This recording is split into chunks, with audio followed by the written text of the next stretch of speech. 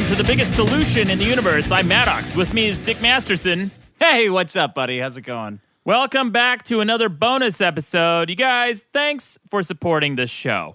Thank you, guys. The bonus episode, the response has been overwhelming. You guys loved it.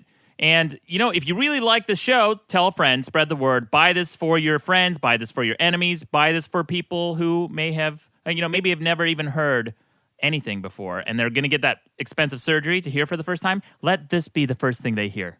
Yeah. No, those inspiring videos, the cochlear implants on YouTube, this should be that intro song is the first thing that you want to hear when you get the gift of hearing for the first time. Agreed. I mean, whether your friends hate podcasts or love them, I feel like this is an appropriate gift. Right. Yeah.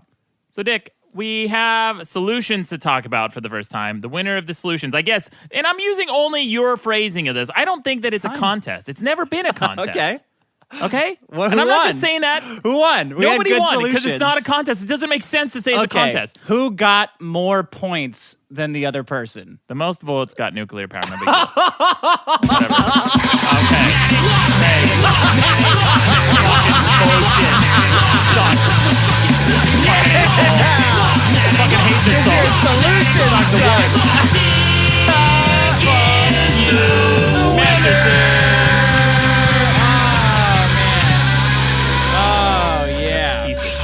I thought I lost. Really? I won with nuclear power? You didn't win. You got more votes. Your solution got more votes. Big deal. Wow. Great. I got eaten up on the comments on that one, too. Yeah. Everybody said I should have done more research. Yes, you should have. Stupid. You should have, Dick, because nuclear fusion is potentially a solution, not nuclear fission. And then Wait. What? Yeah. What's your problem with my solution? Your solution was nuclear power. No, nuclear fusion. I didn't say nuclear fusion. I said nuclear power. Yeah, Whatever you got, I'll take. That's the solution. But then you spent 35 minutes talking about nuclear fusion or fission. That's all I had time for. I had 15 minutes, man. Oh, yeah, except you went on for 35. Then came kicking ass.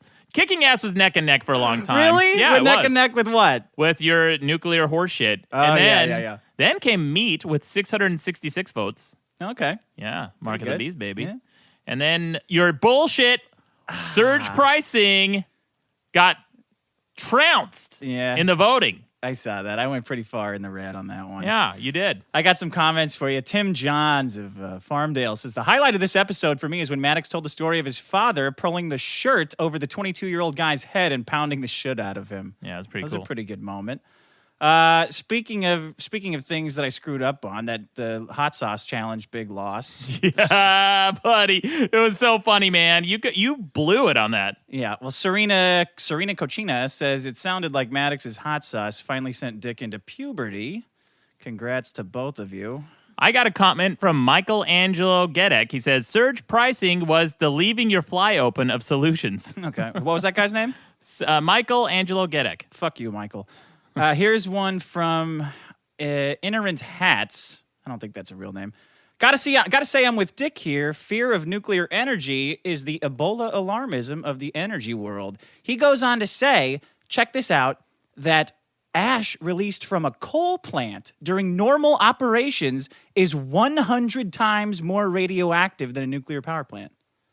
Well, no. Let me explain it because I read the article that you linked to. It's a Scientific American article, first of all, so it's not like my usual articles that I bring in from I don't know.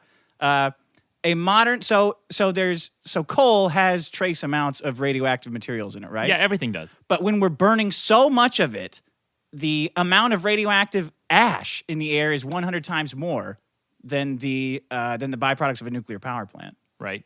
Yeah. Well, yeah, but the byproducts of the nuclear power plant isn't what alarmists are worried about. They're worried about the meltdown. That's not a byproduct. That just destroys the environment and the state and the city potentially. Well, the city potentially for sure, but not the state. Well, but that's what people are actually worried about, not the fallout. Okay, that sounds alarmist to me. Sean Coral also sent me an email about an actual nuclear-powered cargo ship. Remember I said that would solve that car pollution? Yeah. Yeah. He said that the Navy has one, the Savannah. That was pretty cool. And that the Westinghouse nuclear power plant, the AP1000, is meltdown proof. So thank you, Sean Coral. Meltdown proof? Meltdown proof, dude. He said it in an email. You know it's true. Okay, great. Yeah, real meltdown proof.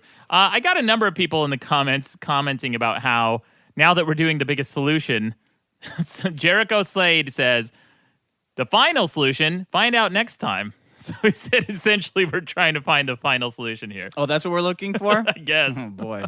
Okay. Yeah. I got a fun comment for you. It's from Kevin Ward, and he says, we've talked about Dark Souls on this podcast before. Yeah. Dark Souls left me with extremely high expectations for all video games and has tainted the enjoyment of every RPG since. I really want to know how Maddox plays Dark Souls 2. I'll tell you how he plays Dark Souls 2. First of all, he spends 45 minutes in the inventory. I don't know what he's doing. He's just shifting it around. Right. That's what you do in the game, Dick. It's all inventory shuffling. That's what you do. And then a little message pops up saying somebody wants to fight, and he immediately gets killed by like a red guy. Fuck you. That's fucking bullshit. Dick, that is slander. I will sue you. I will sue you in court. You better check your inbox for a letter from my lawyer, buddy. Cease and desist. That's what I heard. Yeah, fuck you. That's bullshit, man. So look, guys, Dark Souls 2, first of all, isn't an RPG. I don't consider it an RPG. It's action RPG, if anything. You just go around with giant fucking swords, and the game is brutally difficult. It turns away so many people because they can't even get past the first level, or in some cases, not even past the first enemy. I dated someone one time, couldn't even pass the first guy, the first enemy in the game. I'm sorry, you dated someone who couldn't even pass the first level in the game? Yeah, so we broke up. You make these girls play video games? Yeah, what do you know? I let them. I don't make them. Oh, okay. Yeah. I got one from Oliver Elmedy. I guess I should be thanking Dick for surge pricing this show into existence. Ironic that surge pricing got its ass kicked on the solutions list when this very episode is kind of a surge price. Okay, Dick, it's not. First of all, there's no surge. It's not a surge. Look, there's a difference between surge pricing and pricing. What we're doing is just pricing. Surge pricing is when there's an excess demand for something and you increase the price for it. Anyway, yeah. Okay, I got some voicemail. Great. You want to hear some? No. Let's hear it. I think you'll like this one. All right. Hey, this is the guy who called in and thought, Dick was 2004 Maddox. Dick, I'm sorry that I thought you were 2004 Maddox. Apology accepted. Maddox, this part's kind of for you. And I know you like to hear stuff from the young viewers. No. So he's not entirely allowed to cuss, but he has a message for Dick. F-word you, Dick. F-word you, Dick. Oh, lame, dude. That does sound like your fan. A big pussy. No, I'm pretty sure he hates me. Yeah. Hey, this is James, Washington. And, and Maddox, you, like 20 episodes ago, it was like in the early days of the podcast, you said that you used to make your own porn using Mario Paint. Yeah. That you would recreate one of these pictures. It's great. And post it on the site. Sure. You haven't done that. Well. And you should. No. Because I'm not going to be self-fulfilled until I see, Mario and Luigi DPing some chick in a picture Maddox made. Yeah. Which, Gross, dude. Listen, there's nothing I want to do less in my life than to give you a boner. I can't think of a single thing I would rather do less than to give that man an erection. And I will not, I repeat, post that shit on the website just because he wants to get off to it. No way. Okay, no fucking way. that's fair. Yeah. That's a fair explanation. Yeah. Is that all you got Yeah, for that's voicemail? the voicemails I got. Well, Dick, I have a voicemail from a listener. His name's Angelo. Okay. And it's not actually a voicemail. It's a video that he recorded. So Angelo records these videos of his mom. And some of them have gone really viral on the internet. She even did a video with Tim and Eric from the Tim and Eric show. Oh, right? Wow. Yeah. What did she do with Tim and Eric? She did a cooking contest and definitely was not in on the bit. So she took it really seriously and I think got offended. Oh. But she's the type of person, she gets offended pretty easily. Oh, great. I wouldn't even say pretty easily because she's a fan of my stuff, I think. Yeah. But, Dick, Angelo played her the video of you on Dr. Phil. Okay. Right? And so here's some excerpts from the video of her watching you on Dr. Phil. Oh, I can't wait. Yeah. Here's what she has to say. Here's what she starts out with. Women should not be allowed to vote. It's ridiculous. Oh, shut up. You jackass. Yeah, Dick, you jackass. Jackass. Yeah, she didn't like that at all. Here's what she says. Listen, you jackass. You cannot live without the woman. Try to live by yourself. Not only that, and woman gives the best baby. I hate him. I hate him. Take his jerk out of my face. Who is he? Yeah. She Who hates am I? you. I'm on TV and you're not, baby. That's who I Whoa. am. Hey, she's been on with Tim and Eric, dude. I take Tim and Eric over Dr. Phil whatever. any day. Yeah, so she said This is a guy's mom, and he's just Yeah. playing her my clips from Dr. Phil and then recording the outrage. Oh, yeah, it goes on, man. She has so many messages for you. Listen to this. Yeah, well, Maddox, I don't know what kind of friend this is you have, but I can tell you this guy is a jerk. Yeah. What? A jork. I'm a jork? Yeah. Is this what the women is she Greece? Is she from Greece? She's Greece, Is that yeah. is this what the women in Greece are like? No wonder that that country's in the shitter. No, if I was a Greek man and I had to wake up next to that, I'd go straight to the fucking bar. That's what I would do. You're blaming Greeks' economic downfall on women? No, on There it her is. specifically. Oh, on her specifically. On Angelo's mom specifically. Well, that sounds Brighten reasonable. up. Put a smile on it, lady. Yeah. Well, Dick, she has a question for you. ahead. Here's her question. Let me ask you something. If you're not gay, can you live without a woman? Yeah, Dick, can you? If I'm not gay. If you're not gay, can you? I don't think that was necessary. Can Was you? it the gay part? Yeah, here's another question, Dick. And he's on the internet and they let him be there? Yeah. I can't believe they let you Yeah. be on the internet. Look, lady, in America, you're allowed to sound like a jerk on the internet. I don't know how it is in Greece, Yeah. but over here in the land of the free, you can do that. Yeah, I don't know, Dick. Well, she has a message for you. Here's what she has to say to you. Let me tell you something. You suck. You nobody. You talk like that about women, you nobody. You zero. Zero. You nobody. Dug a hole and put himself in there. Yeah. Yeah, why don't you dug a hole and put yourself in there, Dick? Oh man, straight to the bar. Yeah. That'd be me waking up in Greece with one of these broads. Yeah. Well, let me give you some tips, Angelo's mom. Well, there's still more. She has there's a few more? more? Yeah, there's a few more Okay. things she wanted to say to you. Let me tell you something. Why don't you go home and suck a lemon? Yeah, why don't you suck a lemon, Dick? and here's some more. Here's some more. This is what she thinks of you, Dick. Here's what she thinks of your message, your whole persona, your whole ethos. Here's what she has to say to you, Dick. Go to hell. You came out a woman. Don't you have any respect about your mother? You ugly piece of humanity. Don't you have any respect about your mother? What your mother say about that? Yeah. The poor woman. The poor woman, Dick. What does your mother have to say about that? You ugly piece of humanity. That's it. That's all she has to say for that. That's it? Oh, well, the video goes on and on, but those are the excerpts I got from it. Always about my mother. Always go straight for my mother. What's the deal? She's concerned about your poor mother, Dick, as am I. Yeah, I don't think so. That didn't sound like concern to me. That sounded like rage. Yeah. So, Angelo's mom, next time you do that, put your thoughts together a little more, because you sound like a gibbering ape screaming about being an ugly piece of humanity and talking about my mother. Wow. Yeah. Well, Dick, here's what she has to say to you. You are so stupid, man. This guy is dumb. Dick, I have so many clips from that video. I have created an entirely new soundboard based on that one video and Angelo's mom. So here You're it so is. fucking happy. Look at you. It's like an early Christmas present that some woman would call in to scream at me. Yeah, I love it so much. So here is, for the first time, without further ado, the new soundboard. I'm just gonna go through these. Here's some of the new clips you'll be hearing on the show. Listen to this one. Go to hell, man. Yeah. Go to hell, Dick. Listen to this one. You are a jackass. Yeah. Jackass. Listen to this one. This guy is stupid. Stupid. And so, and of course, she has that question. And who are you, gay? Yeah. Are Is you that gay, what we're Dick? doing? We're throwing around homophobic epithets No. now on this show? She's wondering if you are because you hate women so much. she's just asking. She's asking. She's You just are asking gay? questions. Yeah. You are gay? Yeah. that's how it sounds when you're just asking questions. Hey, are she's- you gay? She's inquisitive, man. Yeah. But in the video, she actually does say, no, there's nothing wrong with it. There's nothing wrong Right, with it. right, But she right. does think you might be gay. Go to hell and stay there. Yeah. Stay there, Dick.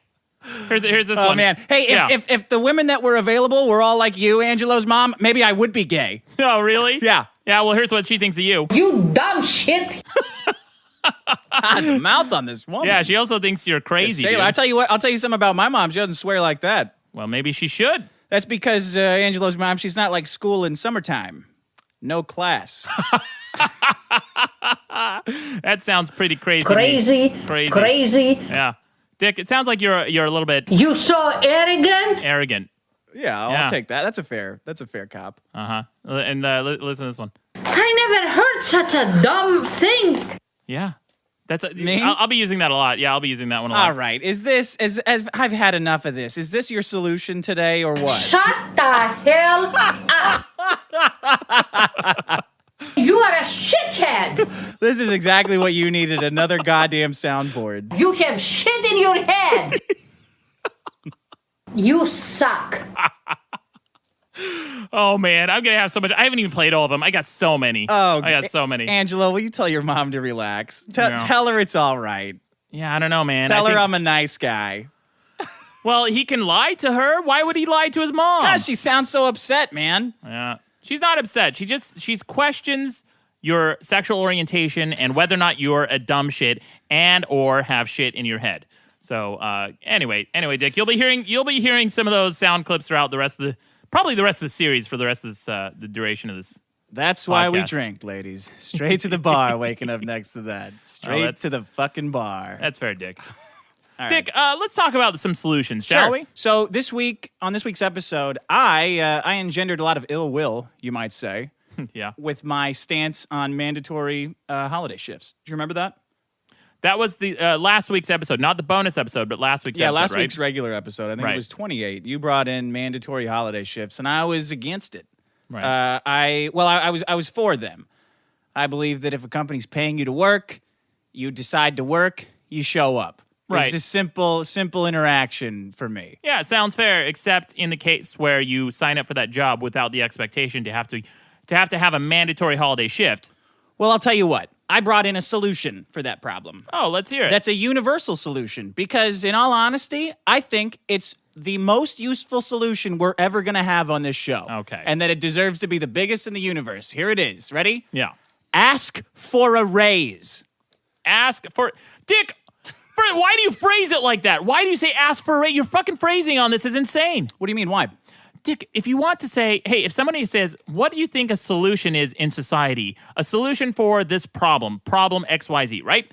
You come in Right. and you say, ask for a raise is the solution. No, it's asking for a raise. You have to say the verb, asking for a raise. Ask is still a verb. Yeah, but it doesn't sound right. Ask for a raise is not a solution. Say, hey, what's your problem? I got a problem. I'm feeling shitty about my job. Hey, solution. Ask for a raise. Yeah, that's a rolls whole- right off the tongue. Yeah, that's a whole paragraph, dude. If I was just going to say one of the solutions in the universe is asking for a raise. Dick, you want to use your horseshit phrasing? Go ahead. Yeah, I do. You're talking to the winner. I'm one for one. Oh, wow. There's been one winner of the bonus episode podcast, and it's me. So I'll phrase it however the fuck I want. Ask for a raise. You dumb shit. So I did some research on this. Yeah. Check this out. CBS News says. So here's what my thinking is. Yeah. What I hear ubiquitously is people complaining about their jobs. In this case, the mandatory holiday shifts. Yeah. Complaining about the money, complaining about the station in their lives. But I'm wondering, do you ever just go ask for a raise? Yeah, a lot of people do, Dick. Not as many as you think. How many would you think? Like honestly, What are you asking me? A percentage? Yeah, let's go with the percentage. A percentage of employees who ask for a raise? Yeah. Well, I'm going to guess about 20%. Okay. Well, that's extremely low, though. No, 20% sounds about right because I'm thinking about the people who get promoted at work, and it's usually about 20% of the workforce because those are the ones who are go-getters and they're ambitious and they're trying to get someplace with their life. Those are the type of people who would ask for a raise, myself included. Okay, so I actually found stats on this. And at first, I started looking for how often do people ask for raises. That gave me nothing. So I said, okay, how often do women ask for raises, right? Why? Because that's all you ever hear about. Like the that's true. squeaky wheel gets the grease, right? That's- So that's I fair. actually found on CBS News 44% of men and 48% of, was it the other way around? Yeah, 44% of women, 48% of men ever ask for raises. Right. That's less than half. Yeah. I thought it would be lower, actually. I thought it'd be lower because people are too afraid. They don't have the resolve. They don't have the grit. They don't have the balls, baby. Yeah, that's crazy to me, man. And Yeah. it says from that same study, 25% of people said they got more money they were expecting when they asked for a raise. 38% said that they got the raise they were expecting. So that's, what is that? 63% got money by just asking for it? That's pretty good odds. The numbers should be 100%. That's more than half of people are not asking for raises. That's crazy. No, Dick, because you're gambling. You're throwing the dice every time. If you walk into your boss's office and you say, hey, man, I'd like a raise, and your boss thinks, well, this guy seems pretty entitled. He or she hasn't done anything to deserve a raise. So I might actually put him or her on the chopping block because not only are they doing a subpar or average job, but now they want more money? Fuck that guy. Yeah, I don't agree with you, though. I think that's what people think. But I don't agree that that's what their bosses are thinking. I think their bosses are panicking just to have them there. Like, if everybody is going to collectively say that they have any power, the people working these jobs, they should say, look, my time is fucking valuable. Asking for more money there's no consequence to it. That's the part of this that I don't believe. That putting yourself out there and saying, hey, this is my time. I'm exchanging the quantum of my life for money. I would like more of it. I don't think that's going to be punished. Yeah, I don't know, Dick. I think if somebody's not doing something that's above and beyond the call of duty and they're not pushing the envelope for their expectations, they don't deserve a raise. And if they ask for it, they're going to look entitled and weak. You know what, Dick? So you're telling people not to ask for a raise? Well, here's the thing. I don't think it's a problem. I don't think it's even a solution because, well, it could be a solution, but it's not a problem because the type of person who would ask for a raise already is cognizant and self-aware of their value and their worth. And they know that they are contributing to the company a disproportionate amount. No, because people, you've said this before. It's the Dunning-Kruger effect. Yeah, it's people who are delusional about what they contribute, think they're doing a good job, and they're the ones more likely to ask for a raise. Wait a second, Dick. That sounds like an argument in my favor. Because that sounds like inept people are asking for raises. Right. So if you actually feel like you're in if you're even cognizant of the fact that there's a difference between competent and incompetence, you should be asking for a raise all the time. Yeah. Well, how do you address the Dunning-Kruger effect? How do you address the effect that people who are capable and adept are less likely to think they are, and people who are unqualified and inept are more likely to think that they are more qualified? How do you address that problem? Very simply, ignore it. Okay, Dick. Ask for more money. That's my solution. That's the biggest solution. That's more important than meat. It's more important than nuclear fucking power. Yeah. It's even more important than surge pricing. This guy is dumb. That sounds so dumb, Dick. Yeah. Here's the thing. I have asked for a raise before at my old job. Did you get it? I sure as shit did. 1 for 1. However, 100% my stats. But here's the thing. Here's when I felt qualified. I felt justified in asking for a raise. I went to my boss. So I wrote this computer program. We had this program at my old job that we had to run at the end of every single night in every single call center. I worked for a telemarketing company, and we had something like 20 call centers, right? Right. Every single call center had to run a program that would take 45 minutes to an hour to complete. And while that program was running, they had to pay 2 IT staff members to sit around waiting for that program to finish so they could put those reports on the manager's desk at the end of the night, right? Okay. I rewrote that program and optimized it. So it went down from 45 minutes to 3. So you cut those 2 people's jobs, kind of? No, I just cut their hours. Okay. I just cut their hours a bit. It's the Grinch. It's the Grinch of jobs. Okay, Dick, I can't win with you.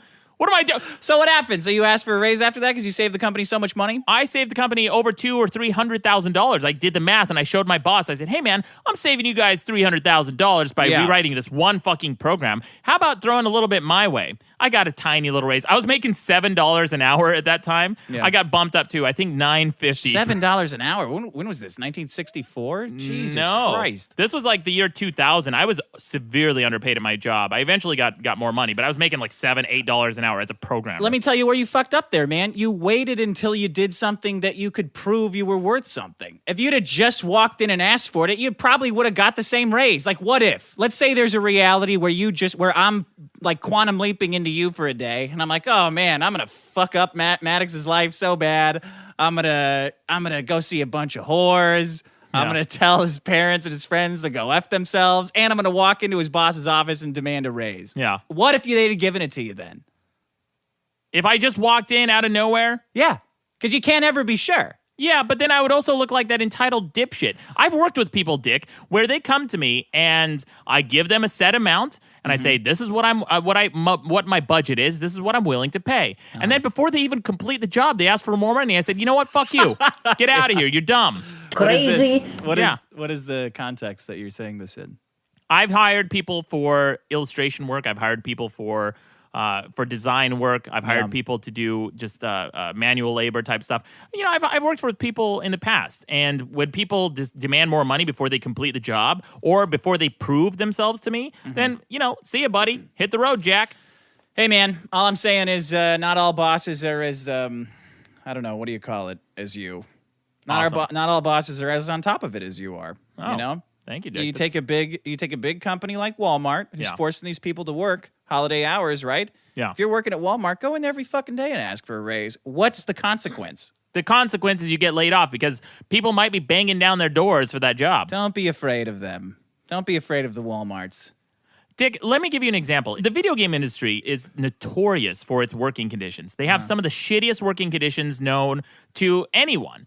Just ask anyone who's worked for one of the big companies like EA or Activision or whatever. They work crazy long hours, and if you complain about it, let alone ask for a raise, they'll say, "Hey, okay, you don't like your job? We got 1 billion people waiting at the door, banging our doors down for this job. You're lucky to have it, buddy."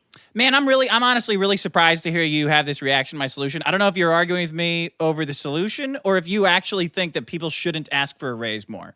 I think that the people who do ask for a raise, they're the right people who are asking for raises. I think that the number's way off. I think it should be like even counting for people who are mediocre employees, I think it should be at least above 80%. From 50? Dick, you've overseen employees before, right? Yeah, How many? a bunch. A bunch. What does it matter? Well, let's say it's 10. Let's say all 10 people every day come to you at the start of the day and say, "Hey, Dick, how about a raise?" What am I going to do? Start firing people? Well, Just instantly? You don't think know how it's hard annoying? it is to replace people? well, It's fucking hard. That's more expensive than giving them a raise. Listen to this. Out of the 28% of women in the U.S. have asked for a promotion, right? Compared to 40% of men. 17% got a new role. 42% got the role they asked for. Again, over 50. If you're going to do something with the success rate of over 50%, I say go for it. yeah, well, Right?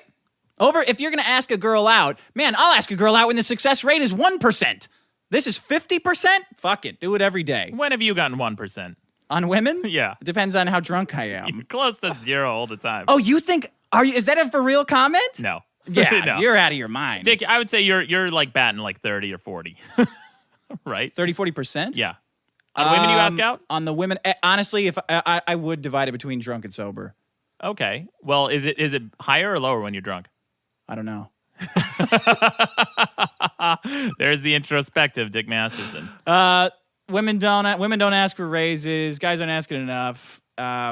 You know, Dick, it's interesting. So I read this study a while back Yeah. that was put out by some women's group. It was the Women's Labor Movement or some, I forget what the name is, but they did a study about the discrepancy of the wage gap discrepancy, right? Yeah. In America. And once they controlled for all these variables, I'm actually working on a video about this and it's going to fucking blow the lid off of this fucking study. But once they control for all the variables, right? Walter Cronkite. Oh, yeah. I am. I'm the petty Walter Cronkite. So once you control for all the variables that account for differences in wage gaps, for example, the number one reason is that men and women prefer different types of jobs. They just do. The second reason is because of education levels and different experience levels and different tenure and different, once you control for all these variables, and if you look at the same industry and compare women and men, they make about 94 to 97% of the same wage, right? So they said, well, that doesn't explain the remaining gap, which is pretty much the margin of error. But once you eliminated that, one possible explanation for the remaining wage gap is this discrepancy that you're talking about, the likelihood of women to ask for raises than men. Yeah. They say women are less likely than men to ask for raises, and that could explain the discrepancy, the remaining discrepancy. 20% of adult women never negotiate at all. Never. At all. Yeah. Why do you think that is? Because it's hard. It's hard to demand more money for your time. It's easy to do it online. It's easy to complain online. It's easy to get in a big group of people striking. Well, why is for it? Why? something. So, Dick, you just made my point. Why is it hard? I said at the Because top people are of this. afraid. And what are they afraid of? I think the fear is more general. I think that what you're explaining, the like you might get fired, is just an explanation they have for a more general fear they have of confrontation. They're afraid Like I don't of think it's as confrontation. logical as you're saying. Yeah. Well, potentially, but I think there might be some other underlying reason. Well, here's the thing, Dick. We can speculate all we want, but unless we have some research and stats to actually suggest what the problem is. But you think Hey, that I they're got afraid. a stats for you. Yeah. I say we have an Ask for a Raise Day, a national Ask for a Raise Day, where everybody goes in and asks for a raise. Terrible idea. Why? Because you're suddenly competing with every other employee. So that eliminates any advantage you might have. All right, man. Yeah. Okay, Dick. Is You that got all you got? anything else? Yeah. No, is that all you got on your problem? Yeah. Your solution, rather. Yeah. or problem. Okay, Dick, I got a real solution here. All right? What's that? One of the biggest problems in the universe, I think, is lack of education. And you know who's trying to help solve that? Okay. Yeah? Hold on. Go ahead. Yeah. The name is Malala Yousafzai. Have you heard of her? No. I just want to be clear. You're naming your solution Yeah. Malala Yousafzai. Malala Yousafzai. Okay. So when I said my solution was ask for a raise and you threw a big fit, Yeah. you're naming your solution the name of a girl. Right.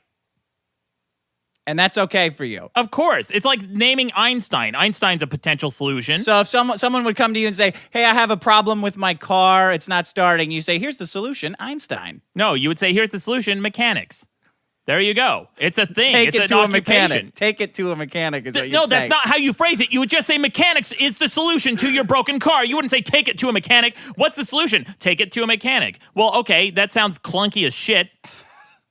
Whatever, Dick. I sound clunky? You sound like you're learning English as a second language, just reading off mechanic. I never heard such a dumb thing.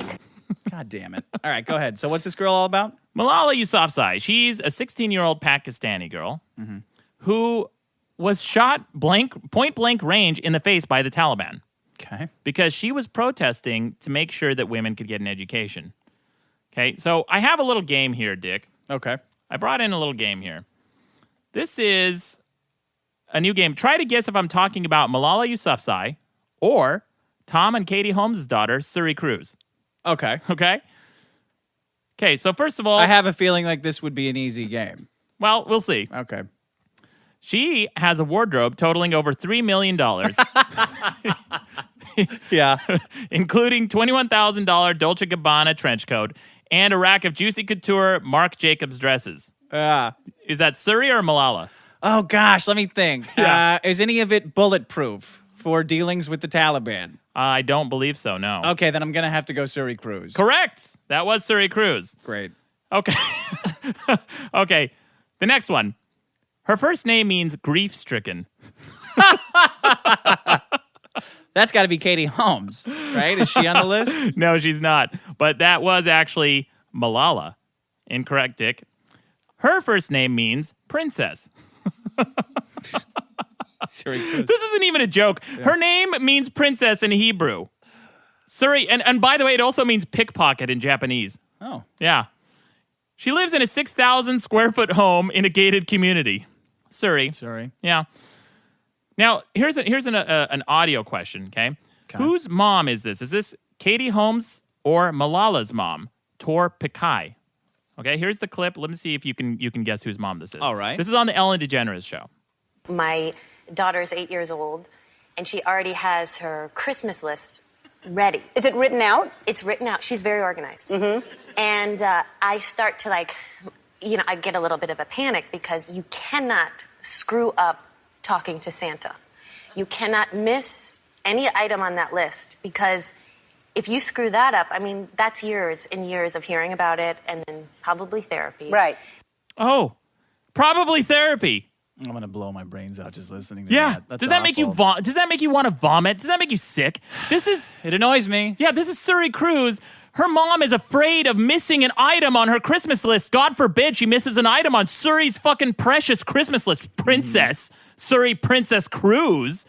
Meanwhile, Malala Yousafzai was shot point blank in the face by terrorists, survived brain swelling and brain clots, Yeah. became septic due to faulty tubes and machines, had to have surgery. The bullet traveled 1,000 feet per second, punctured her skin, ricocheted through her eardrum, severed a nerve in her face, and embedded in her shoulder. It's a shitty Christmas. Yeah, it is a shitty Christmas. However, are her parents still together? Because Suri Cruise's parents are split up, aren't they? That's rough, man. Broken home. It is rough. Well, speaking of broken homes, Dick, maybe this will help because her mom surprised her with a $24,000 Grand Victorian playhouse for Christmas, equipped nice. with running water, electricity, and extensive landscaping. Sure, her fucking Victorian playhouse has running water. Yeah. Some of the villages in Pakistan don't have running water. Yeah? Yeah. This is what we're dealing with. This is what American kids have to aspire to. What are we dealing with? What are we dealing with here? Suri Cruise? That's who we're dealing with? No, we're What's dealing the with- solution? the solution- This just sounds like an anti-Suri Cruise rant. Well, it is. This is a news clip from ABC News. When Malala Yousafzai survived the bullet. Listen how amazing this is. Okay. The bullet took a path that simply cannot be believed. The chances of being shot at point blank range in the head and that happening, I don't know. But it is amazing, truly amazing. I don't know why she survived. A bullet traveling 1,000 feet per second slips under Malala's skin. But as it heads toward her brain, that bone turns out to be so strong and curved, it forces the bullet to ricochet away. Tough bone. And instead smashes her eardrum, severs the nerve in her face, and hits her shoulder. Yeah. She had a bullet embedded in her shoulder because she stood up to the Taliban for the rights of people to get educated. Well, what's the solution, though? Have She a is thick the solution. skull? No, no, Dick, because if that were the case, I mean, a lot you of would be guys the have solution. tried to Yeah. get shot and failed. Yeah. I don't think this solution would work for like JFK. Who's tried to get shot and failed? My YouTube playlist is full of guys getting that cop that shot himself in the leg. Remember that guy? What, you just go home and watch this to relax? Yeah, to relax. Yeah. Yeah, I remember that. No, Dick, people like this, okay, the 16-year-old girl. And by the way, so Katie Holmes' mom is on the Ellen Wait a DeGeneres minute, show. taking a stand against impossible odds? Is that what she did? Is Yeah. that what you're saying? What's asking for a raise? And they're not impossible odds. They're 50-50. Okay, then those aren't impossible odds, Dick. You just Only when it's shot- impossible? Yeah, it sounds like you just shot your solution in the head. All right. Yeah. So anyway, while she was operated on, so Katie Holmes' mom is on the Ellen DeGeneres show saying that her daughter might have to get therapy if she doesn't get all the items on her Christmas list. Yeah. Yeah. She was joking. Oh, was she? Yeah, I think I'm not she was sure. joking. I'm not sure. Meanwhile, the doctor who operated on Malala has never seen her cry. She didn't even wince, cry, or even flinch when the needles entered her body. She's stoic as fuck. This girl's so tough. This girl's so badass. So Suri Cruise's mom surprised her with that $24,000 Grand Victorian playhouse, right? Right. Meanwhile, Malala lived with her 2 young brothers and 2 pet chickens. She stood up to terrorists and got shot in the face for it. Okay. This is what we need more of in this world. People who are willing to stand up for their beliefs and die for their beliefs. And this is a 16-year-old girl with that kind of conviction. She sat down with Obama, and instead of gushing I'm sorry. Can I interrupt for Yeah, go ahead. You know who else stood up to terrorists like that? Oh, who? George W. Bush. No, he fucking didn't. That fucking coward. He didn't even have That evidence pussy. to stand up to terrorists. And he said, you know what? Fuck it. I believe that they're bad. I'm going to stand up to them. Fucking Old West dumb shit. He thought ahead. this was the Wild West. He put on his cowboy hat like a dumbass. Look, he raised morale. What did he do that was different than this girl that you brought in? You mean other than not get shot in the face? That, maybe? And so here's the thing. It doesn't end there. This girl, she won the World's Children Prize Award of $50,000. And you know what she did with it? She donated all of it to rebuild 65 schools. Huh? With $50,000, she rebuilt 65 schools. So with half the price of Suri Cruise's Grand Victorian Playhouse, she could have built, what's that, 33 schools? 33 schools. Yeah. 33 schools she could have built for the cost of her fucking toy. This is what makes the rest of the world pissed off. They look at us and they say, well, fuck this. And this is what little girls in America are aspiring to rather than Malala Yousafzai because Suri she has a Cruise. weird name. Yeah, Suri Cruise.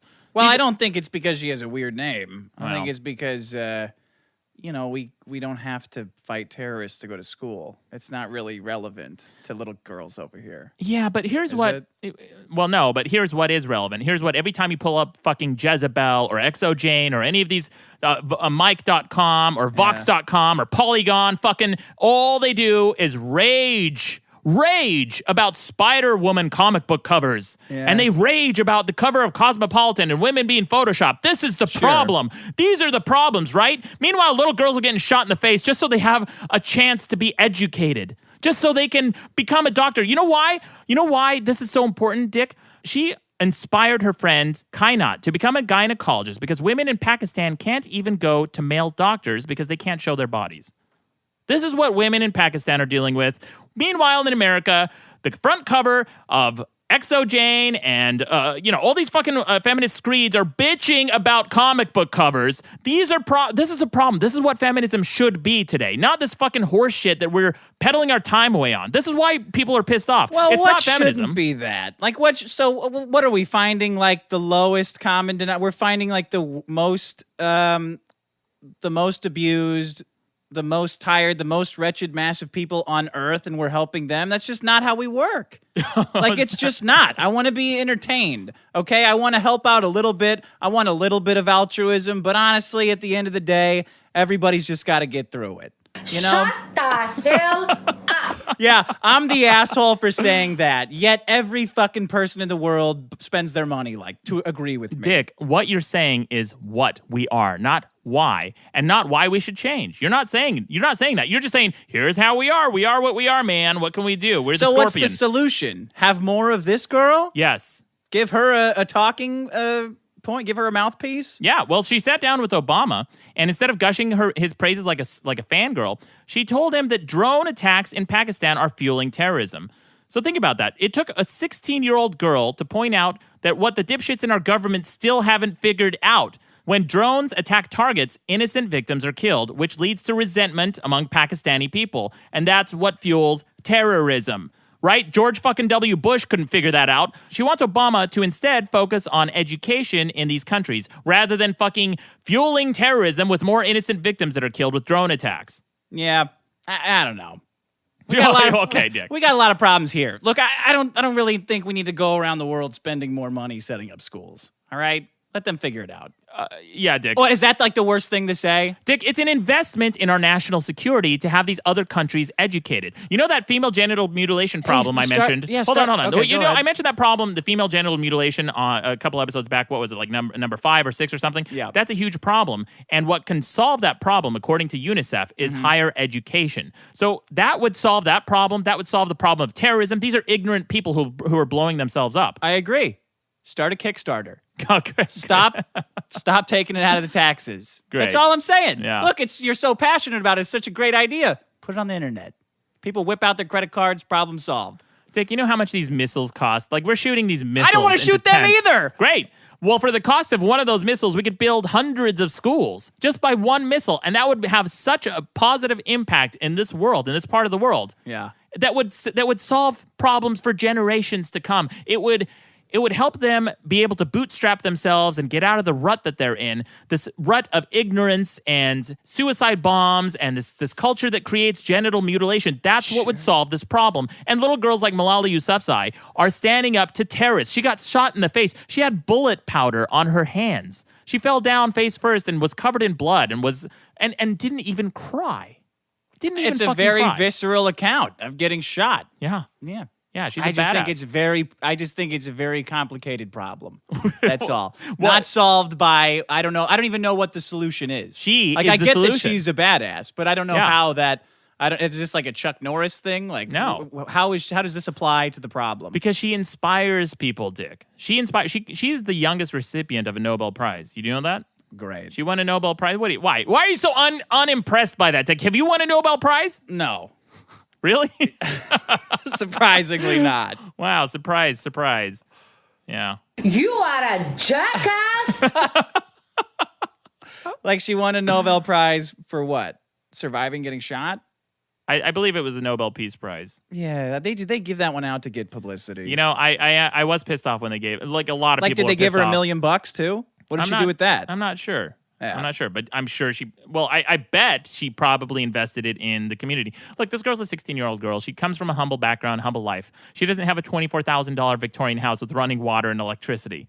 She also doesn't have what you have, by the way. Yeah. If we're going to demonize Suri Cruise, like she doesn't even have what you and I have. Who? So This Malala? girl, Malala. Yeah, she doesn't have what you and I have. So how are we any better than Suri Cruise? We're fucking not. Well, I don't know that she doesn't have a PlayStation 3 with Dark Souls 2. She doesn't. She might She be a doesn't. phantom. She might be invading me, dude. I could have sworn I saw someone named Malala on there the other day. Fucking cheaped me in the corner. Spell builds. Spell builds are the worst too, by the way. Magicians, stupid. Anyway, dude, Malala Yousafzai, she's an inspiration. Okay. She's encouraging people to stand up to the Taliban. She's encouraging people to fight terrorism, and she's addressing the root problem of terrorism, which is ignorance. I don't know about that. Of course it is. Ignorance is the root problem of terrorism? How Yes. is ignorance the root problem of terrorism? No, really think about it. Just ignorance is the root problem of terrorism? Absolutely. I think it is they got something I don't have, and I want it. Oh, you think it's jealousy? No, I don't think it's jealousy. I think it's like they have something and I'm going to take it. No, it's not, Dick. Because what do you mean, no, it's not? Because do you know how many Muslims there are in the world? No, how many? I don't either. All right, that's the point at this conversation No. where it becomes entirely bullshit. Hold up, for both of us. I'm sure it's over. I'm sure it's over 100 million, probably closer to 1 billion or 2 billion. Yeah, they're comparable to Christianity, right? There's a lot of Muslims. Sure, in this okay. world. And a very, very small percentage of them have ever committed anything terroristic, right? Well, of course. Right. So the people who have are ignorant. The majority of the Muslims are not. I don't see why it's just ignorance, though. Of course it's ignorance. Aren't they have a cause, and all of their causes is to either stop something or take something. Like, isn't the Holy Land that's in dispute all the terrorism that occurs as a result of the Holy Land, Jerusalem, and this? Right. It's all because they want it. They want the land. The other side has the land. They want it back. Like, it's just give us your stuff. Okay, it's like a mugging. Right. That's what they want. That's their cause, but it's not their method. Their method, people who suicide bomb and attack innocent people, they don't think ahead. They don't think of the repercussions of that, right? Osama bin Laden, some of the terrorists hailed his methods as being revolutionary and so good for the Muslim world. It made nobody's life better. His life made Arabs' lives worse. His life made terrorists' lives worse. He's dead. His organization is scattered. And yeah, there's ISIS and all these other terrorist groups, but they don't think ahead and plan ahead and think, hey, if we have this action that's going to kill innocent Americans, innocent people on a bus, innocent people in Tel Aviv, we're going to have repercussions for that. And the repercussions are going to be worse than anything that came before it. Yeah, well, I'm thinking about that, but I'm trying to factor in the religious element of it. Like, they think they're going to a better place. Well, these legitimately, right? These specific ones do, but that's not the majority of Saudi Arabians or Muslims, for example. But terrorists in general. Well, that's what they're told. Of course. Yeah. Who are we to say that a belief system, that's what they believe, right? So I'm factoring that into their decision making. But it's trivial to dismantle that philosophy. And the way to dismantle that philosophy is to be intelligent about it. And the way to be intelligent is education, a la Malala Yousafzai. Well, those better be our schools if they're going up. Yeah. Dick, before we go on, that's all I got on that on that solution, rather. Before we go on, I have one of your favorite segments. Oh, here. fuck. Yeah. Dick versus Dick. I hate this fucking segment. I love it so much. This one is sent in by Edward Smith, so that's who you can thank for this. Great. Fuck Dick, you, Edward. You haven't even heard it. It might be a bust. Okay, Look at the smile on your face. That's how I know it's a good one. Here's what you said a couple episodes back. Listen All to right. this. Have you ever gotten an STD? No. I never have either. Okay, you remember saying that? Yeah. Yeah. Here's what you said on another episode. I got chlamydia. And I was like, oh, I start laughing because it's gross and it's happened to me before. So I was like, oh, that's funny. No. But you took that quote out of context. Oh, yeah? Yeah. Because remember I was telling you the other day or the other episode that I remember everything I say because that's what makes a good liar. Yeah. That was with you. Yeah, you said that, yes. I remember everything I say. And that specifically, what I was saying was that girl called me up that I banged at Burning Man and said, I have chlamydia. That wasn't me saying I have chlamydia. That's what she said on the phone call with me. Did you find that clip or did he send that in? He sent that in. He took it out of context. What was his name? Edward. Hey, fuck you, Edward. I know everything I said ever. You try to bust me on out of context shit again, I will shoot a Cracker Jack right up your ass, pal. Fuck you. I did not say I have chlamydia. I have never had chlamydia that I know of. But the tail end of that clip, you said that you had it. The phone call had happened to me before. Oh, is that what it was? Her calling me and saying I have chlamydia, and I was laughing because the phone call had happened to me before. Oh, there you go, Dick. Yeah. Yeah. Yeah, dick versus dick. Not so much, is it? Point counterpoint. Point counterpoint. And you know what that is? That's dick versus dick versus dick. All right, you ready for my next solution? Let's hear it. Beer. All right. Beer. How's that a solution, Dick? Look, you remember you were talking about meat? How Yeah. it's like shaped our physiology and our genealogy to be smart? Right. Beer has built our entire civilization. Nope. Yep, absolutely true. You got to watch this documentary called How Beer Saved the World, okay? So Okay. go. Sounds like it's balanced. It sounds like it's going to be real fair and Hey, objective. shut the fuck up. So human beings, as we are, have existed for 100,000 years, right? True. Civilization's only been around for 10,000 years. You know what Okay. happened 10,000 years ago? Discovered We beer. discovered beer. That's right, Maddox. Oh, yeah. Yeah. So you think of wheat, right?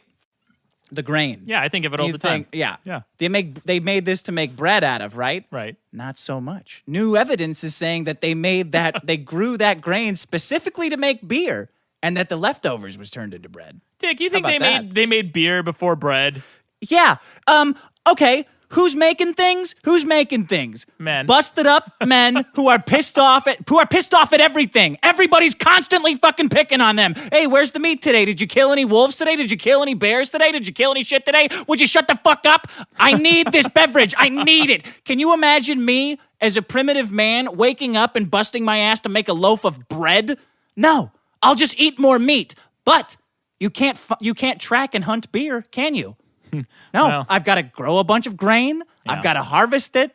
I've got to whip it up. I've got to get a big vat, stir it up. I got to pray to God that I got some yeast falling into it somewhere. Okay, Dick, I gotta call bullshit on this, because if you think about the process of making beer, you have to grow it, then you have to store it in a vat somewhere, mix it with a bunch of liquids, and make it ferment, and Water. then you get the alcohol. Right, liquid, water, sure.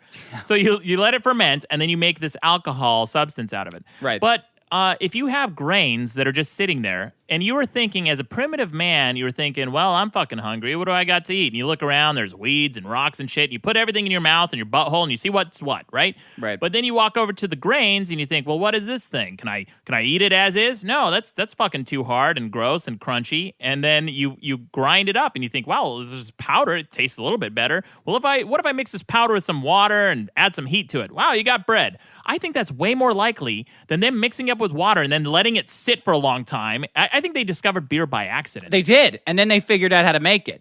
That's what I'm saying. It's way easier to kill a thing than to make bread.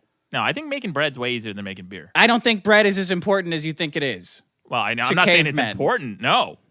But look, if they found that in the teeth records of fossils, they have little microscopic stones that have etched fissures in their teeth, and they found that because they ground bread with primitive tools, and there were little rocks in the bread that they made. What do you mean they ground bread? You mean they ground wheat? Wheat, rather, Wheat. yeah, to make bread. To make beer. They don't know because the type that they were making in this thing I read said it was better for making beer than it was for making bread.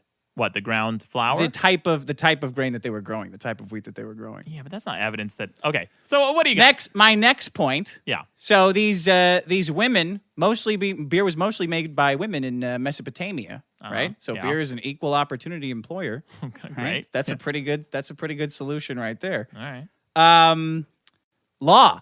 It was the cause of law. Law is pretty important in civilization, you would say. Yes? Yes. So the code of Urukagina is often cited as the very first legal code. It prescribed as a central unit of payment beer. Urukagina, huh? Yeah, look it up. Never Look heard it of up, it. asshole. Doesn't sound like a solution to Well, me. you're not a scholar like me. Beer is the solution. Why else would you need a law? Why else would you need to write down, look, this is what we're doing with our beer. We don't know how to make it. We do a couple things, and magically some of it turns into beer. We don't have a lot of it, but we got to split it up evenly, okay? We can't all kill each other to get this beer. So this is how we're going to do it. What else would you need to write down? You would have to write down, I don't know, the square yardage of carpet you would sell, pots that you would sell, tools, primitive hunting tools, those type of things, maybe other foods that are more readily available. That's not a law, though. What else legally would you have to write down? This is a code of law I'm saying that beer is responsible for. Yeah, I don't know, man. What, and is there any evidence that this was the first code of law? Yeah, I read it on Wikipedia. Oh, there you go. It also is the the authority for this came from various female deities and goddesses who covered the production of beer, blah, blah, blah, blah, blah, and the enjoyment of beer. Check this out. Louis Pasteur, you may have heard of him, did his first research on the fermentation that was caused by the growth of microorganisms. Right. So no Louis Pasteur, no pasteurization. Yeah. No, Yeah, but Pasteur came, centuries later? Yeah, but he was still started his work in beer. Well, but that doesn't, it's arbitrary, Dick. Can you prove that he wouldn't have discovered what he discovered had there not been beer? Maybe wine, for example. Wine's another fermented drink, Dick. Yeah, and he in fact, he did do some of it with wine. Yeah, I bet. I knew it. I fucking knew it. And you know what? Wine is way easier to make than beer because if you ever grew up on an orchard or if you had apple trees like I did growing up, you found that when apples would fall off the tree and you just leave them there for a few weeks, it kind of stink. It'd make this like musky fermented smell. And you walk by and you smell it and you're like, wow, that's interesting. It almost smells like vinegar. And it does. And same thing with grapes, Dick. You just walk by those things and you smell them rotting on the ground and they start to ferment naturally. That's a way more likely explanation than grinding up wheat, adding water to it, just magically knowing to do that, and then just sitting around waiting for it to ferment. What are you, a chick? You drinking caveman wine? Fuck you. I'm drinking caveman beer. You're over there in your cave with your nice rosé of smelly fruits. Yeah, having some garlic bread. Yeah. In the words of Angelo's mom, what are you, gay? And who are you, gay? Yeah.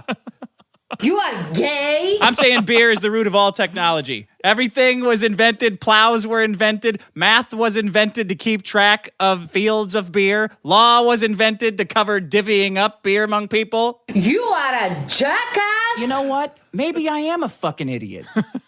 Food purity laws were invented for beer. Oh, wait a second. You mean like the FDA, Dick? More government? All food purity laws. Wait, I want you to remember this, Dick. You're saying that food purity laws, which were the precursor to organizations like the FDA, were invented because of beer. I want you to remember that, Dick. Maddox, I don't think that there shouldn't be some kind of agency that governs whether or not the chocolate bar I'm eating is entirely rat shit or not. Okay? You don't think so? That's a legitimate function of a government. Well, then I got a chocolate bar for you, buddy. I want you to eat it. No, it's full of shit. That's what I'm saying. That's illegal. Wait, it's illegal because of these government organizations that were created in part because of beer. Yeah, good. That's consumer protection. Oh, you're all for consumers now, huh? In this instance of not eating poison, yes. How do you know, Dick? Maybe you just trust someone. Hey, this guy made me a chocolate bar. His name's Maddox. It looks pretty good to me. I mean, it's a little bit chunky, but whatever. I don't even know what you're saying. I don't understand what you're saying. You're going to eat poop someday. Yeah.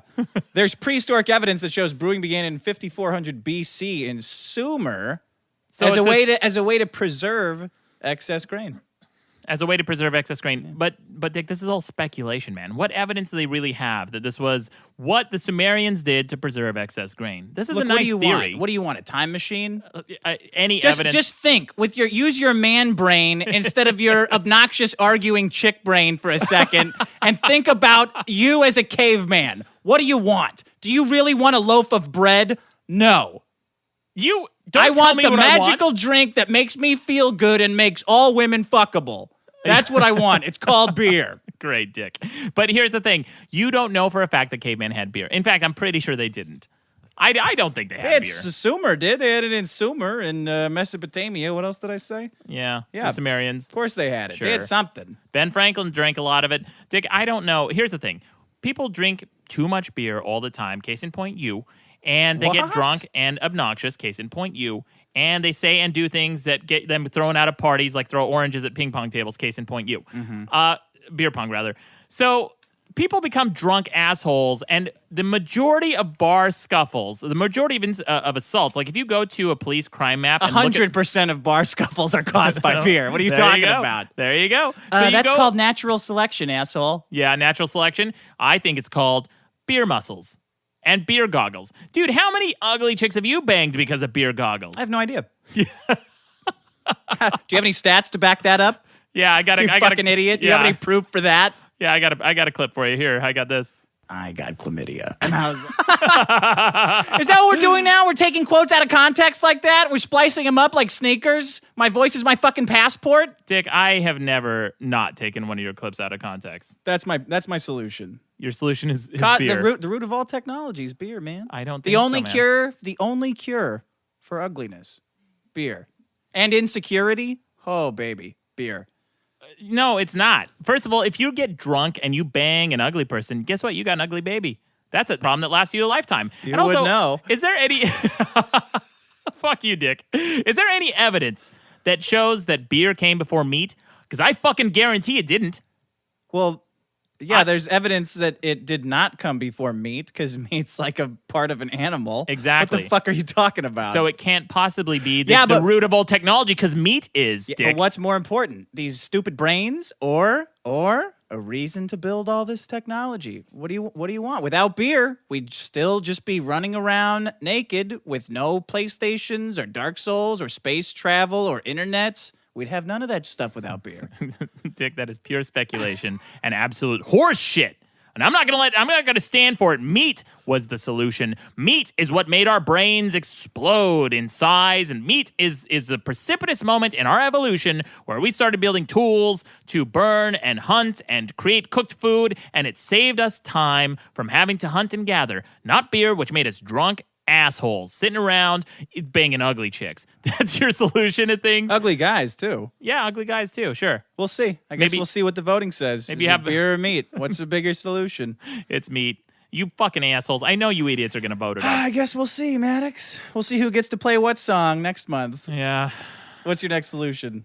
My next solution, and a real solution for a change, is income-based fines. Okay. Yeah? Have you ever heard of this? You know what this is? No. So here's the scenario, Dick, where two people commit a crime. Let's say they both commit the same crime. Okay. Both are the same race, same gender, same age, both went to a 4-year college, same everything, right? Except one of these people gets fined 2% of his income, and the other one gets fined almost 0% of his income. Do you think that's fair? Yeah. Why is that fair? Because I know the point you're trying to make. Yeah, I know. Yeah. So you won't be honest. You always have to be a contrarian. What? Well, no, because I don't think... keep going. I don't think... Something in me tells me that these fines are not supposed to be punitive. Yeah, well, this is exactly the scenario that people face every day. Okay. When they're fined $500 for, say, running a red light. So if you make $30,000 a year, that's 2% of your income. And that's most accountants made like $30,000 to $40,000 in middle America, right? Right. That's almost an entire week's worth of your wages. But if you make $200,000 per year, which is not out of line for most lawyers and doctors, that won't even put a dent in your wallet. You make about $100 per hour at that rate, and you can pay that fine off with 5 hours of your work. Yeah. Right? So how do you punish someone like that? When you punish somebody for a crime with incarceration, it's called a day fine. There's a name for this. It's called a day fine. Because you're incarcerated for a certain number of days or a fine, which is effectively a financial punishment, right? Yeah. So True. why are we punishing some people a different rate than another? So each day you spend incarcerated is effectively a day that you're not allowed to work. So it's a day you go without your income. So certain countries have started employing fees based on your income level. Really? Like who? Germany? Australia? Germany is one of them. Yeah, actually. of course they are. They always do this shit. No, but Finland, Sweden, Denmark, There we Croatia, the city of Macau, these are some of the countries with the lowest crime rates in the world. Yeah. Yeah, you think that's not a solution? Well, it's just, it pops out to me that those countries are also like homogenous countries. What does that mean, homogenous? Like a lot of the same people with the same background and the same, the same social stat. Like Germany, it's full of Germans. It's very different than America. We got a whole cross section of people. No, they're a bunch right? but not all these countries. Like Macau, for example, is a city in China that was probably got mostly Chinese dudes in it. No, it was actually a Portugal colony for a long time. So that's why Oh. it's got this like weird Spanish influence in Macau. Oh, that's interesting. And now there's a huge pocket of Russians who have just taken over all the casinos. And then you have the Chinese, and then you have people from Hong Kong, and you have people from mainland China. It's a melting pot. Well, let me say, what you're proposing is interesting. Yeah. I'm against exorbitant fines on their surface. Like when I see a fine, when I see like a parking ticket or a speeding ticket, I always wonder what the minimum wage is, how that would affect someone who makes minimum wage. Because because that's how much the government says you should make, right? Federal minimum wage. Sure. So how much would this cost of a person's life if they were making minimum wage? Right. And it's always insane. Yeah. It's like an entire week. Right. That's what I started with. Yeah. Yeah. It's a week's worth of your salary. And that's just way, way, way too much. right. So you're But I don't know agreeing with what's me. yeah. So should it be what a day? No, it shouldn't be a day. It should be the fee should be there's a nominal fee that's the standard fee that they charge everybody. And in Sweden, I think the police have the option to charge you based on your income, based on the egregiousness of the crime. Ooh, I don't like that. Well, I yeah. don't like cops getting Well. their own to use their own judgment like that. That's what they do because rich people can afford to pay petty fines more readily than poor people. They can break laws more often with impunity.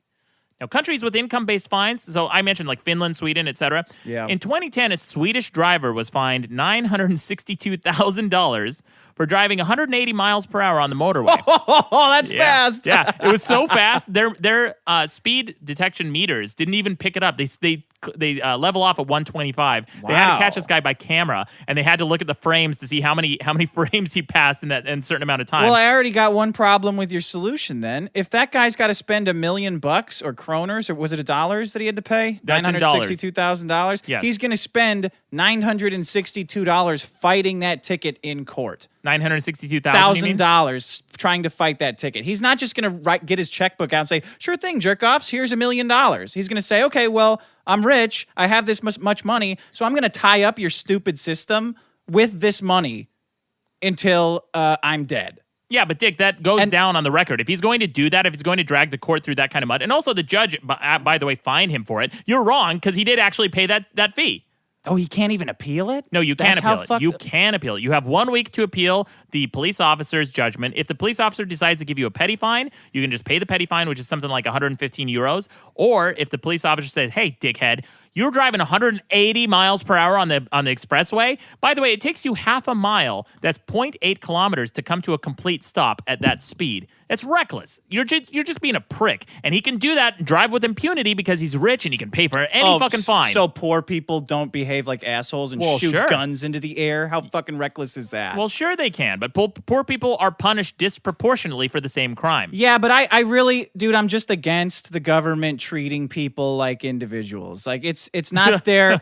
No, it's not there. And I phrased that stupidly, but it's not in their, it shouldn't be in their scope to judge you based on how much money you make. I really don't think it should. I'm with you that people who are making minimum wage shouldn't be punished like that. Yeah. But I'm very uncomfortable with the idea of the government treating you and fining you based on how much money you make. Why? I don't know. I think they should just treat everybody like an individual. Like they shouldn't start meddling in your taxes to get get how much you owe on a tax return, to get how much you owe on a ticket. You just contradicted yourself. You said earlier you don't want the government to treat people like individuals, and now you just said that you do. Which one is cops. Oh, I don't want cops. I don't want cops to be able to abuse authority. Like I don't want them to have the ability to say, "Hey, do what I want, or I might nail you with this $1 million ticket." That's that's a disaster waiting to happen. To me. Sure, but you can appeal that if you need to. Like if a cop has some kind of grudge against you or some vendetta, and he wants to give you $1 million fine, you can appeal that in court. No, it's more sinister than that. I don't want them to have that ability with people on the side of the road. Like I don't want that. I don't want that to be a thing that happens in America. Well, they base it on what income level that you stayed, but they can check it. So it's kind of like an honor system. So if you want to abuse the system, they can abuse the system. It's an honor system? It's an honor I'm system. 100% for it. Okay, here I make you go, nothing. Dick. Yeah, except they can check it. And if they do find that you lied, then the fine is, I think, is significantly more. So it's like Scrabble? Yeah. Stupid. So a millionaire Ferrari driver was fined $290,000 for driving 60 in a 30-mile-per-hour zone by Swiss courts. And the head of Nokia got fined $103,000 for speeding in 2002. This is all from NBC News. Mm-hmm. So this system is working, Dick. I remember... Wait, what do you say working? Yeah. Are less people speeding, or did the government just make a bunch of money? What's working? Well, it gives people a disincentive to Those speed. people got fucked, right? Yeah, great. Did it work? Because people said red light cameras worked because they were writing a bunch of tickets. Well, but it made things more true. dangerous. So how does it work?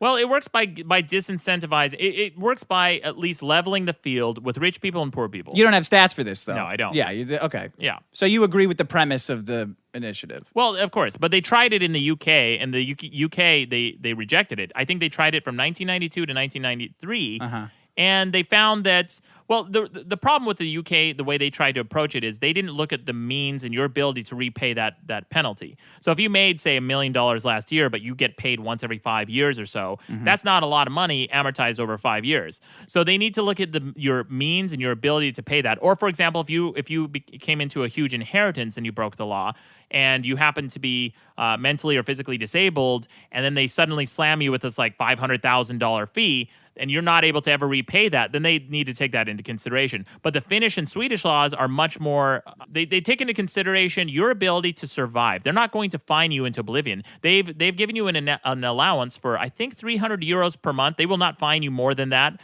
more than your ability to repay or to live and to survive. And if you have mouths to feed, they allow an exception for those as well. You know what my problem with this is? It's very simple.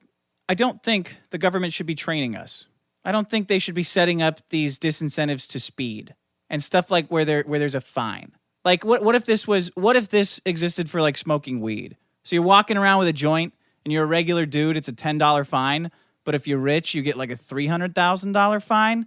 I don't think it's the government's job to train you on how to act. It's not training, Dick. It's just fairness. It's right across the board. Yeah, fairness. But I don't think it is fair. Well, Dick, essentially it's a flat fee for everybody. How is that? That is literally the definition of fair. The same thing for everybody. Everybody gets fined 1% of their income across the board. Bam. So what about two millionaires who one's better at hiding his income than the other? Then what?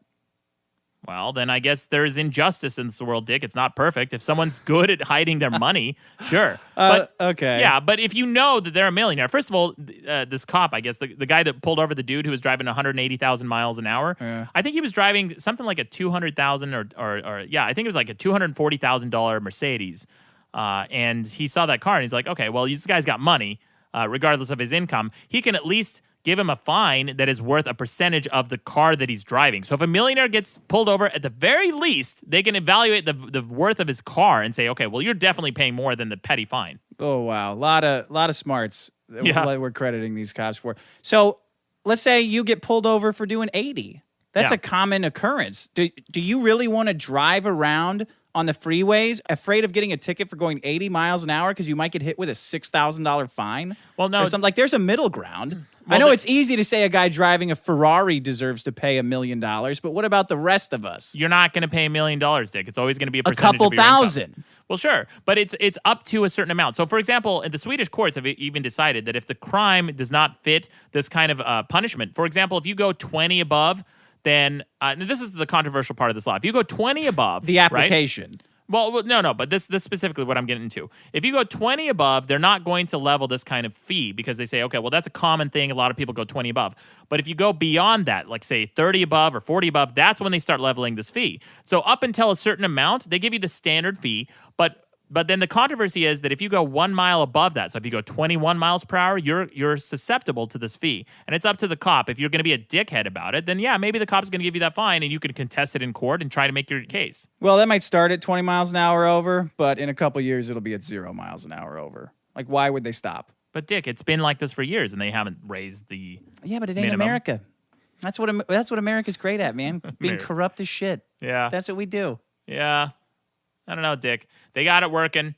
It's really low crime. When I went to Sweden last year, it was one of the safest places I've ever been to. I was walking down the street one day, and I noticed my shoelace was untied, so I bent over to tie it, and I was in front of this coffee shop with this giant window in the front, and this lady kept, by the way, hot as shit. Everyone in Sweden is hot as shit, and it pisses me off.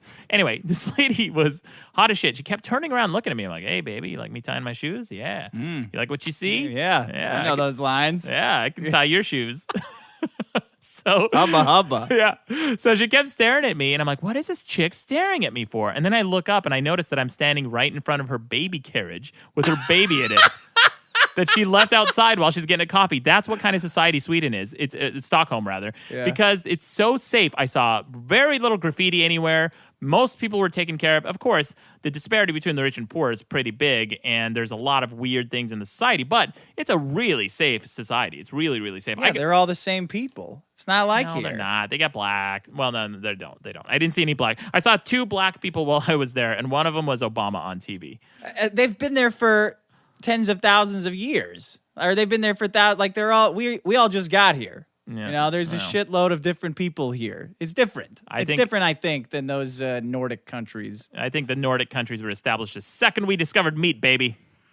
All right. You got anything else? You got anything else on your radical, aggressive, communist ticketing policies? Just charge everyone a fair rate, the same rate across the board. So you're not in. But why do you want to stop speeding in the first place? I thought you loved speeding on the freeways. I fucking love speeding, Dick. It's my favorite thing to do in the world. What do you want to stop then?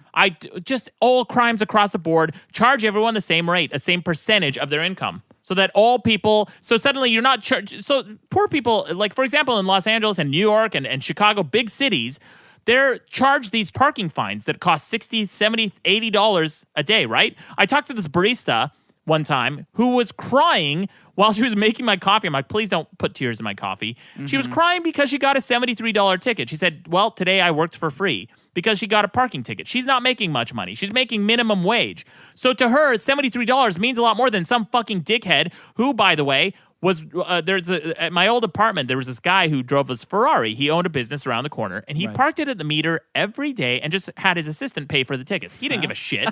Yeah. Oh, wow, what a cool guy. Meanwhile, this is a cool guy. Yeah.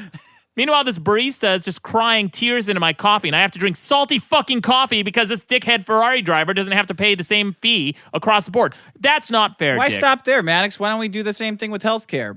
What do you mean? Make rich people pay, $200,000 a year to get basic health care. Why not? Why not just throw monopoly pricing onto everything? Because there is not an incentive for rich people to break the law or disincentive. They can break laws with impunity right now as it is. But with healthcare, they're paying for a service. It's not like you use more if you're richer. But as a rich person, you have no reason to follow laws because you just pay it off. You can do whatever you want. Like that kid who had affluenza. You remember that kid who hit someone with drunk driving? I remember these like couple cases of rich people, but I'm talking about the rest of us. I don't want the rest of us to just be deathly afraid of getting speeding tickets, for fuck's sake. I don't want that barista to be afraid of it, but I don't want everyone to be afraid of getting tickets. Well, it's not. If you're not driving egregiously over the speed limit, look, up to 20 miles an hour, I'll get a ticket for if we're going 80 on over 60.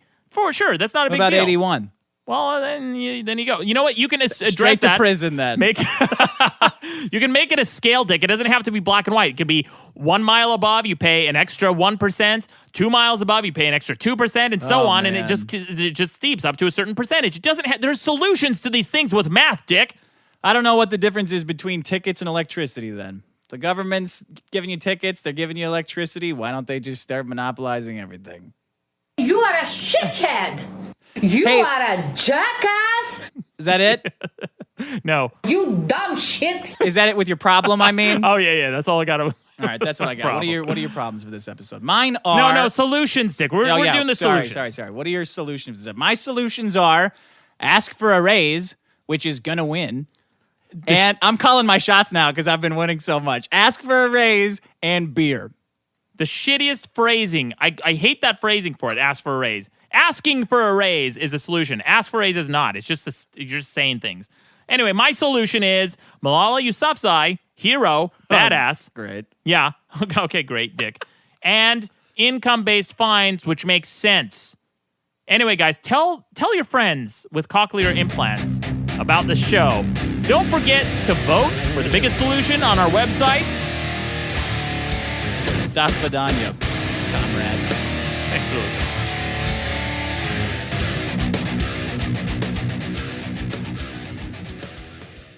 And who are you, gay? Inappropriate.